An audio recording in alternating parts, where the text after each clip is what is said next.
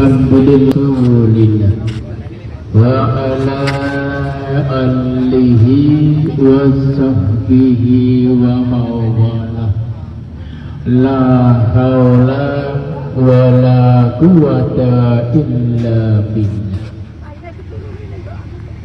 Asyhadu an la ilaha illallah Allah wahdahu la syarika lah wa asyhadu anna Muhammadan abduhu wa rasuluh. Kullu amrin bibalin la yubda'u fihi bismillahi fahuwa amta'u. Amma ba'd. Hadratul muhtaramin, para alim, para ulama, saha para bini sepuh ingkang satuhu kaula bekti. Wabil khusus panjenenganipun Bapak Haji Herman Susilo niku anak lanang saking Bogor. Niki sing nebas nyaterno bis niku saking Bapak Haji Susilo saking Bogor. Mugi-mugi perusahaanipun dipun paringi lancar, dipun paringi barokah, mergi kangge berjuang siar agama Islam. Jadi kula nyuwun panggungane sedaya jamaah, mugi-mugi perusahaane Bapak Haji Herman Susilo punika mugi-mugi makin tahun makin jaya, makin tahun makin jaya. Mergo nek itu rezeki itu ora tinggu awake dhewe. Nek itu rezeki itu tinggu siar agama Islam, tinggu bantu sanak dulur sing perlu membutuhkan bantuan. Kula suwun sedaya jamaah ingkang kawula hormati, saderengipun dhateng mangken dipun tata manahipun,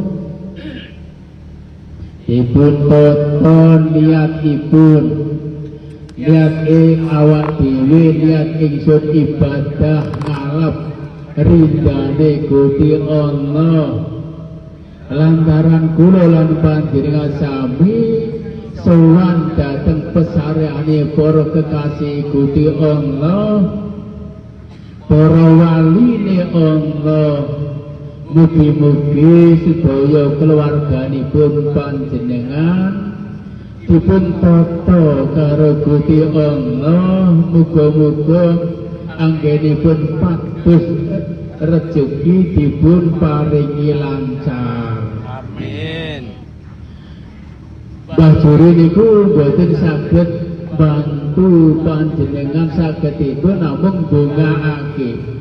Kula niki nak ningali kekompakane jamaah saking Janur, saking pundi kemawon, alhamdulillah kula dongaake muga-muga iku kabeh keluargane iku didadekake keluarga sing bahagia, keluarga sing sakinah mawaddah warahmah. Amin. Mbah Juri boten saged bantu napa-napa, sagede namung dongaake panjenengan sedaya.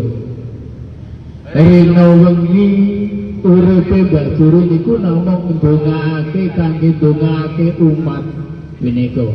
Kadang-kadang niku kewajiban keluarga, kadang-kadang niku kula oleh waake, kadang-kadang niku perlu nggih punika kangge kebetaan umat. Kula niki nateng griya niku kadang jam 2 jam 3 jek enek wong gugah-gugah. enek wong ape nglairno gugah-gugah bae, enek wong loro gugah-gugah bae, bareng nae iku gawe anak iku gugahanan sing gugah-gugah bae. Nah wong ape nglairno iku gugah-gugah bae ya. Ya alhamdulillah pas niku tugase ngeten nggih kula nyuwun panggunane panjenengan sedaya mugi-mugi kesanipun bajuri punika saged istiqomah anggenipun bimbing umat. Jadi ku sedaya uga rampen bae niku boten orang ngerti urusane wis tak serahno anak-anake bae. Wis boh piye nak ngatur piye bae selama berjalan wis enek 30 tahun iki bae gak pernah iku ngerti masalah urusan duit. Boh dicaterno ku piro, boh iku oleh piro aku gak ngerti. Wis bae wis percaya karo anak-anake niku. Bae percaya karo kabeh jamaah.